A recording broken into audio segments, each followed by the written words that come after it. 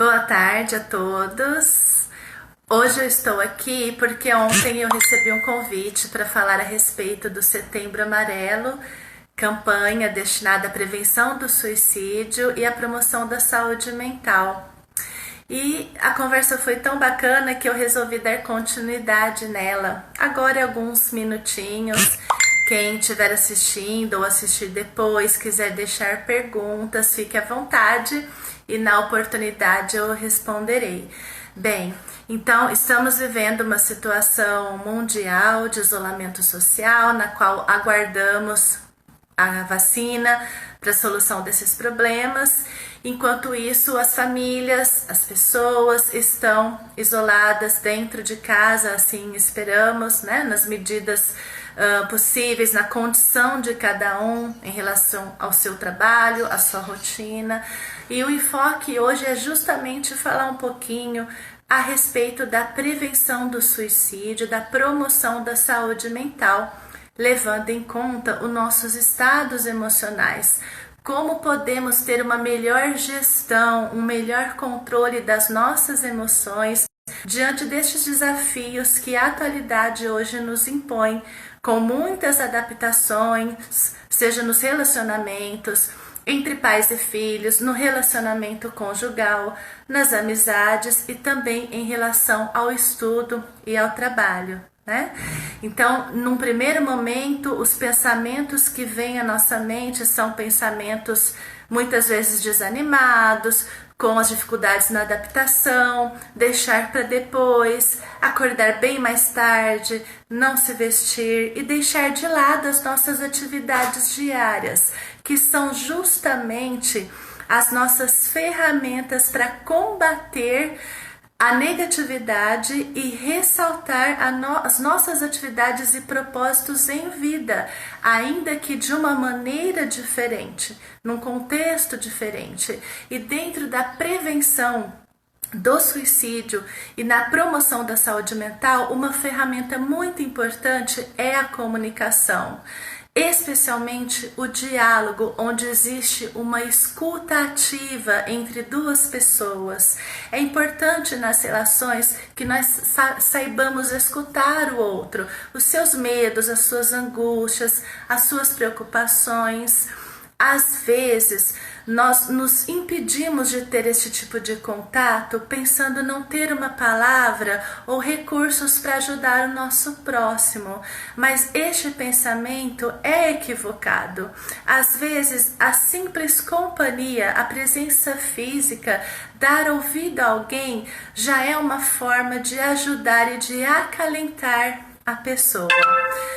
Podemos dar vários exemplos, o assunto é bem amplo. Eu vou tentar dar exemplos bem cotidianos do que cada um de nós estamos passando hoje dentro de casa. Eu tenho preocupação com meus filhos, crianças, adolescentes, que são as gerações que viverão o novo normal. Como eu posso estar atenta a sinais e comportamentos indicando que algo não vai bem? Né? Principalmente as doenças mais conhecidas, como os transtornos de humor, ansiedade e depressão. Então, como sugestões para que vocês possam ter uma convivência saudável, com pensamentos sem se autoculpabilizar e poder estar atento aos seus filhos, por exemplo, né, um primeiro caso, perceba a mudança de comportamento. Né? Os hábitos que eles vinham tendo e como eles substituíram hoje, com o impedimento às vezes de estar na rua, praticando um esporte, como esse adolescente, essa criança tem substituído, feito essa troca dentro de casa. Lembrando que a supervisão do adulto é essencial nesse momento. Então, observe, faz refeições juntos, já tinha esse hábito, os horários de dormir, de se levantar, das próprias refeições. É importante que se criem hábitos durante a rotina. As próprias aulas online, eu não estou presente, mas o meu horário é reduzido das 8 às 11, vamos estimular esses filhos a sentar no recurso que tiver, seja o computador, o celular, o tablet. Vamos incentivar esse filho a comparecer nas aulas tal como seriam aulas presenciais. é a disciplina, é a responsabilidade, e mais do que isso, é o senso de realização que vai construir a identidade e a formação da personalidade dessa criança e desse adolescente. Então, levar o valor da responsabilidade e do comprometimento é muito saudável e não é difícil de fazer.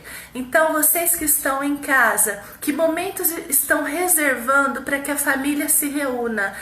Às vezes é por 15, 20 minutos, mas houve um compartilhamento de assuntos nesta mesa ou nesta sala de televisão, neste quintal, ou aos pares. É o pai que se aproxima do filho, a mãe que se aproxima do marido, né, o cônjuge. Quer dizer, esses compartilhamentos pequenos em quantidade de tempo, vamos dizer assim, mas recorrentes dentro de casa, funcionam como acalento, né? Tem ação direta aí nas emoções, na afetividade das pessoas.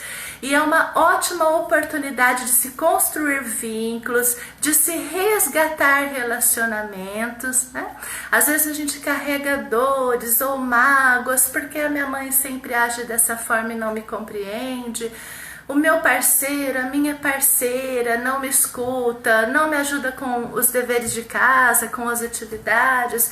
Então são coisas cotidianas, aparentemente pequenas, que hoje no isolamento social adquiriram um significado muito especial. E por depoimentos, tanto na clínica quanto em conversas com amigos, nós percebemos que em muitos casos o isolamento contribuiu para a aproximação dos cônjuges ou de pais e filhos, né?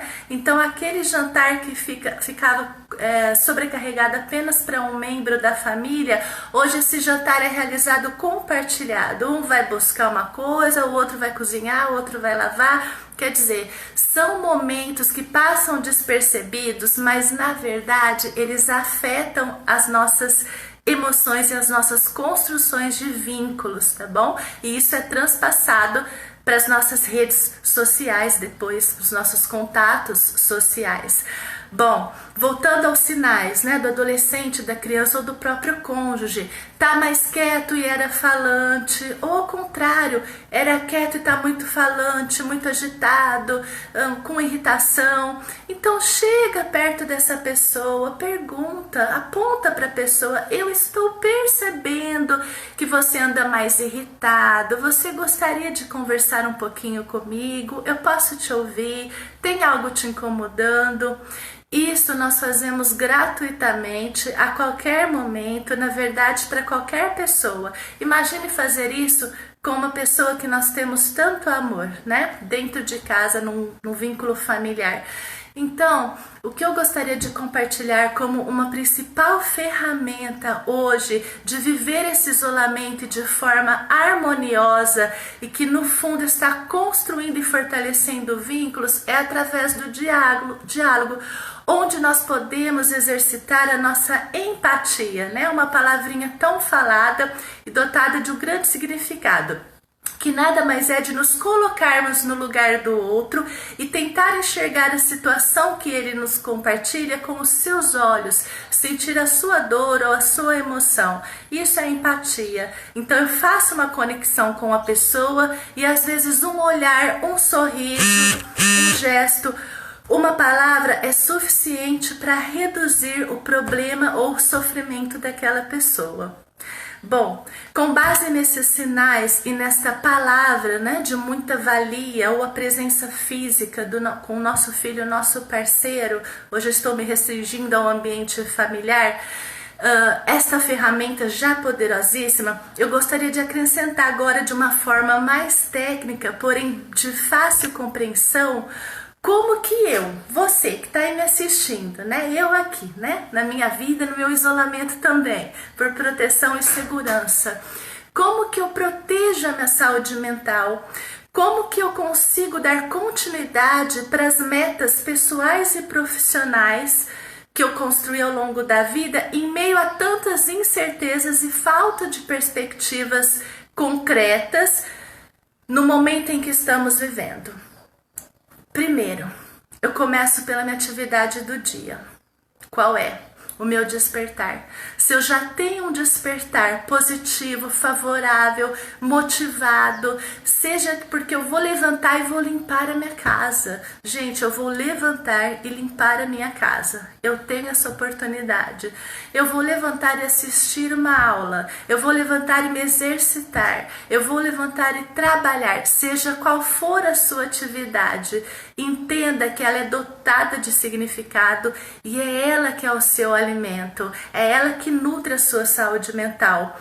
E como que eu tenho acesso a isso? Como eu posso perceber e controlar isso? E aí nós vamos falar da terapia cognitiva, que é o modelo teórico e prático dentro da psicologia clínica, como tantos outros modelos que existem, que justamente trabalha com os pensamentos. Então, só pelo próprio nome da palavra, seria terapia cognitiva, o tratamento através das cognições. Cognições é tudo que vem à nossa mente.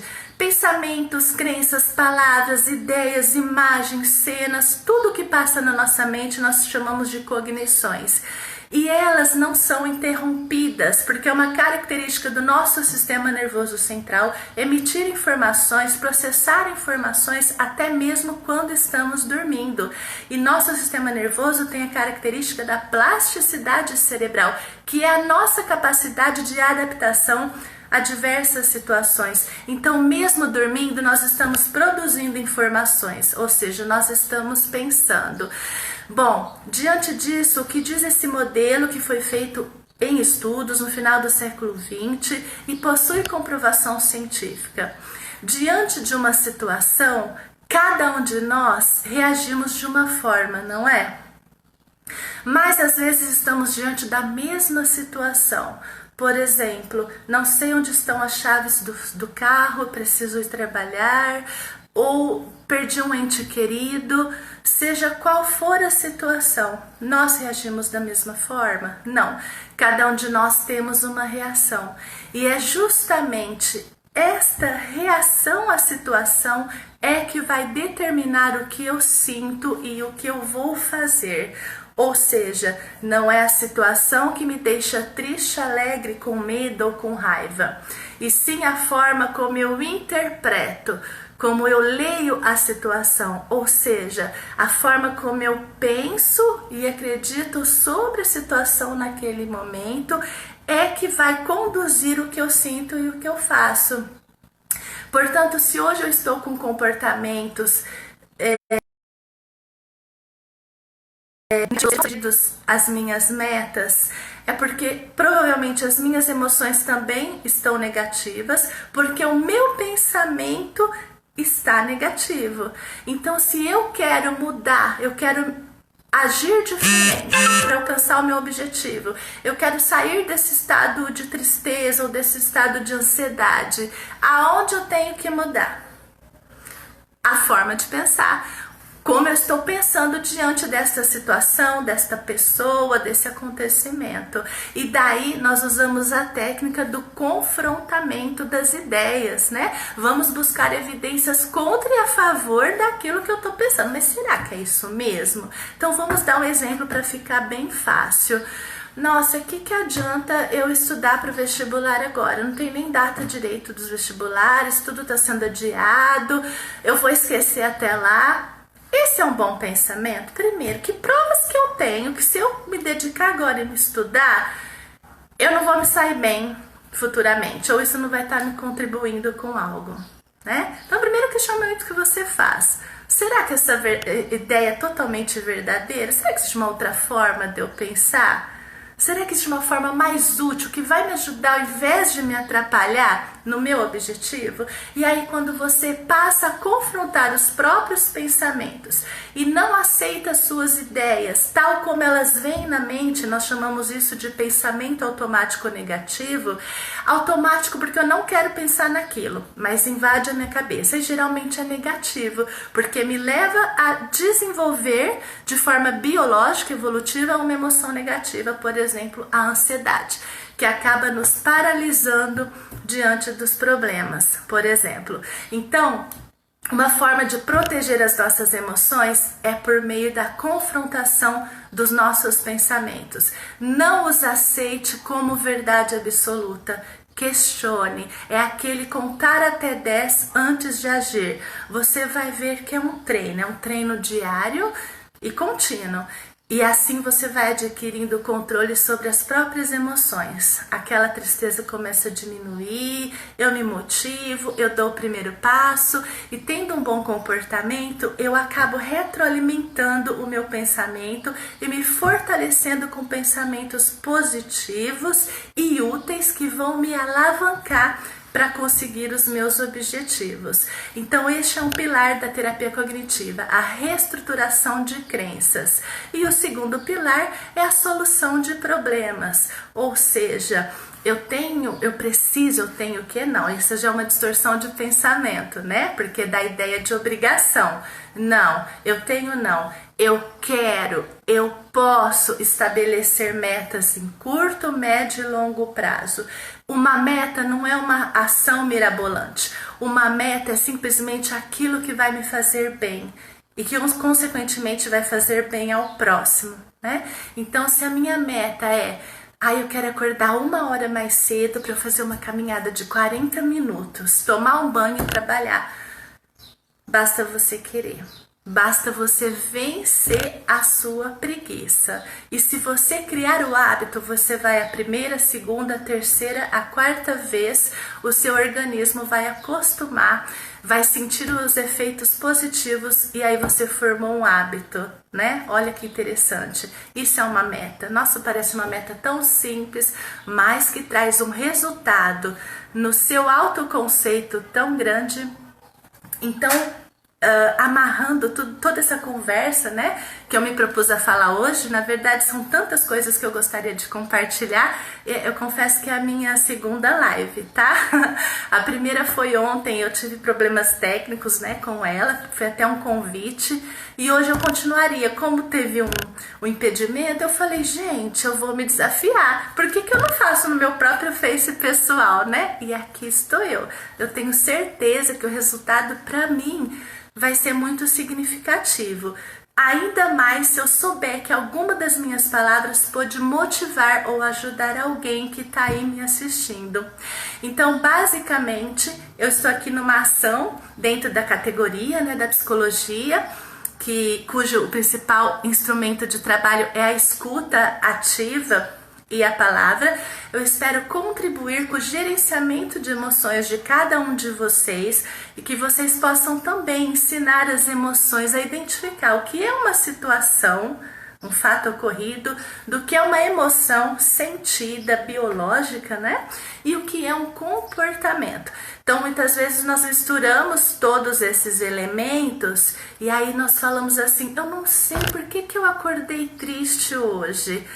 Você sabe, se você parar e relembrar o que aconteceu essa noite, ontem, eu discuti com alguém me falou uma coisa, eu fiquei chateada, estou preocupada com algum acontecimento, aí você tem acesso aos seus pensamentos automáticos negativos, e aí sim, tendo acesso, você pode desafiá-los, enfrentá-los, encontrar uma ideia alternativa mais útil e adequada e realista, né, para o seu momento e tomar a ação. Isso é que em outros modelos se chama de inconsciente. É todo conteúdo que não está na nossa atenção, na nossa atenção seletiva, né? Então tudo isso é chamado de conteúdo inconsciente. Quando eu trago à minha mente uma ideia, um pensamento que estava me perturbando, aquela ideia deixou de ser inconsciente, passou a ser consciente, ou seja, eu tenho domínio sobre aquilo. Então eu posso trabalhar em cima disso e reverter uma situação, né? Então o que eu queria deixar para vocês é que por mais difícil que nós passamos situações de vida, de relacionamento, de trabalho, seja qual for a dificuldade, se você prestar atenção nos seus pensamentos, se consultar, encontrar outras formas de ver o problema, você já começa a resolver pequenas parcelas dele e ele se torna bem Bom, eu sei que tiveram algumas perguntas aí, mas depois eu posso ler todas e já vai me motivar para minha segunda live. Aí eu abro a live com as respostas às perguntas que me foram feitas hoje, porque eu confesso que eu não consegui acompanhar, né, a pergunta ou quem tá aí me assistindo. Deixa eu olhar, eu vou interagir um pouquinho agora, né? Eu já vou treinando para uma próxima. Ana Paula Oliveira, a Beth, minha amiga Beth de Batatá está aí. Quem mais? Deixa eu pôr meu óculos, gente. Quem mais tá por aí? Não tô vendo, tem que correr aqui, né? A Ju, olha só. Ótimas explicações, muito importante, verdade. Que legal. Patrícia, Badessa, Valesca. Ai, gente! Que delícia! A Luciana. Nossa, muito legal. Olha, gente, tudo tem a sua primeira vez, né? Eu quero até dar um depoimento pessoal. Eu sou muito comunicativa, quem me conhece sabe, eu adoro falar, tá bom? Mas eu nunca tinha gravado uma live, né? Então, olha só, hoje eu me desafiei, eu tô feliz. Eu espero que vocês tenham gostado. Se quiser me pedir algum tema, pode pedir. Eu me comprometo a fazer uma live a semana que vem, tá? Ai, gostei. Tá bom, gente? Muito obrigada por tudo. Tô feliz, espero que vocês também tenham. Um super beijo.